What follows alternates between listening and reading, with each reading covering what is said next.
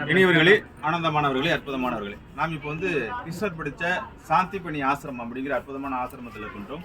கிருஷ்ணர் 12 வகையான நாலேஜ் எடுத்த இடம் அப்படிங்கிற மாதிரி விஷயம். சாந்திபனி, அதாவது குரு சிசிய பரம்பரையில் சாந்திபனிங்கிறது ரொம்ப அற்புதமான விஷயங்கள்.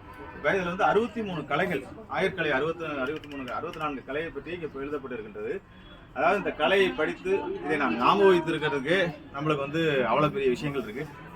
அஸ்ட்ரானமி படிச்சிருக்காரு, பிசிக்காலஜி படிச்சிருக்காரு, மெடிசன் படிச்சிருக்காரு, அதுக்கப்புறம் பார்த்தீங்கன்னா போர்க்கலை படித்திருக்காரு, போர் தந்திரம் படித்திருக்கின்றார், அதுக்கப்புறம் குங்ஃபு படிச்சிருக்கிறாரு. இந்த மாதிரி பார்த்தீங்கன்னா சொல்லிக்கொண்டே போகலாம். இந்த கலை சமையற்கலை படித்திருக்கின்றார், தாந்திரிக் கலை படித்திருக்கின்றார், சிற்பக்கலை படித்திருக்கின்றார், அதுக்கப்புறம் பார்த்தீங்கன்னா கட்டடக்கலை கிடைத்திருக்கிறார். இப்போ இதில் நம்ம பிஇ சிவில் இன்ஜினியரிங் அப்படின்னு சொல்லிட்டு அதில் ஒரு 70 பேப்பர் படிப்போம். அது ஒரு சப்ஜெக்ட் படிக்கிறதுக்கே நம்ம நகர்த்தலாம்.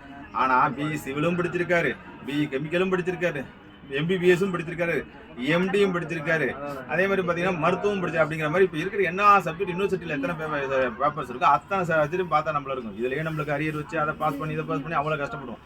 ஆயர்கலை 64களும் கிருஷ்ணர் படித்திருக்கின்றார். இப்பொழுதல்ல 5000 ஆண்டுகளுக்கு முன்னாடி கணிதம் படித்திருக்கின்றார், கணிதம் படித்திருக்கின்றார்.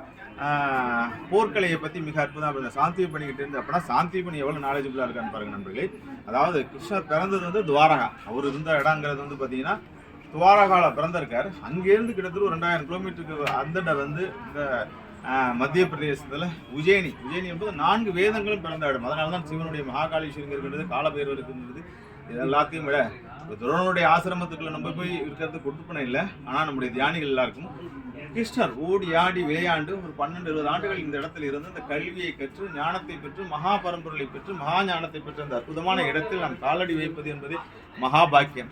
நாம் இந்த அற்புதங்களை உணர்வதல் என்பதே மகாபாக்கியம். ஆகவே நண்பர்களே, உஜ்ஜயினி வரக்கூடிய நண்பர்கள் வெறும் பக்தி யாத்திரை மட்டும் வராமல் மகாகாளீஸ்வரரை மட்டும் தரிசனம் செய்து விட்டாமல் அங்கேருந்து பக்கத்தில் இருக்கிற இந்த சாந்திபனி ஆசிரமத்தை அந்த குரு சாந்திபனியுடைய ஆசீர்வாதத்தையும் கிருஷ்ணர் அவதரித்த இந்த அற்புதமான இடத்துடைய அற்புதத்தையும் இந்த ஞானத்தையும் நீங்கள் பெற வேண்டும். இந்த ஞான பெருவெள்ளத்தில் நீங்கள் கரைக்க வேண்டும். ஆகவே நண்பர்களே, உலகத்தில் பிறந்த அவதரித்த அவர் அத்தனை பேரும் அவ்வளோ நாலேஜபிளாக அவ்வளோ இன்டெலிஜென்ஸாக வாழ்ந்த காலத்தில் நம்ம இன்னைக்கு ஒரு 10 பேப்பர் 20 பேப்பர் படிக்கிறதே கஷ்டப்படுறோம். அவ்வளோ பேப்பர்ஸ் படிச்சிருக்காங்க போது எவ்வளோ பெரிய விஷயங்கள் இருக்கு நண்பர்களே. ஆகவே இந்த ஆசிரமத்தில் உங்களை ஆசீர்வதிப்பதை மகிழ்ச்சி கொள்கின்றேன், சந்தோஷம் கொள்கின்றேன், அற்புதம் கொள்கின்றேன். வாழ்த்துக்கள் நண்பர்களே. வாழ்வுளமுடன் வாழிய நலம், வாழிய பல்லாண்டு.